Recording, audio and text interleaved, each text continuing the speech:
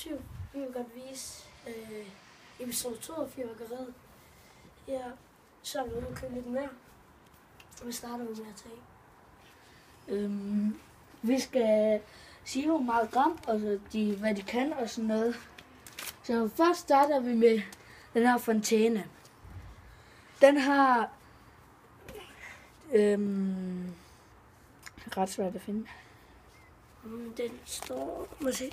Den har 75 gram. Det er rimelig meget. Og så går over til heksehyldene. De har 0,7 gram. Så går vi over til de her raketter. De er rigtig gode. De siger også bang så meget. 6 stykker. Og jeg har 2 pakker. De har 72 gram. Jeg har 12 gram i. Så har vi de her stjernekastere. De er rigtig spændende.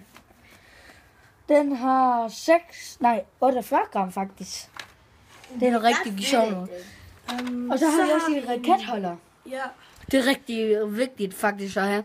Fordi vi vil ikke stikke den i jorden, så sidder den fast, eller så vælter den og rammer en af os, og så er det typisk. Så det er rigtig godt at have sådan en. Og så er der lige 2 sikkerhedsbriller. Ja. Og så en lighter. Rigtig seje gangsterbriller. Rigtig seje gangsterbriller, hva'? Skal lige se mig? Ja, har du taget min på, eller hvad? Seje. Ja, det er det din. Og så er det mig. Og så, nu skal vi sige, hvad de kan, for eksempel. Den her, det ved I selvfølgelig godt. Raketholder. Det er en, der holder raket med størrelsen her og sådan noget. Og så er der heksene. Det er sådan nogle... De skriger bare. Når man tænder dem, så skriger den rigtig højt.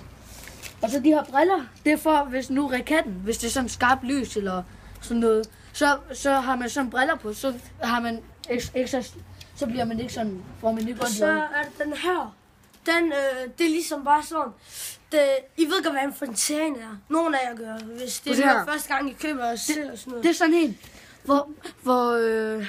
hvis den er her for eksempel, så her, som en raket, når den kommer op og springer, så kommer det der seje farve der. Det er det samme ved den her. Den skyder bare ikke op af, den bliver her.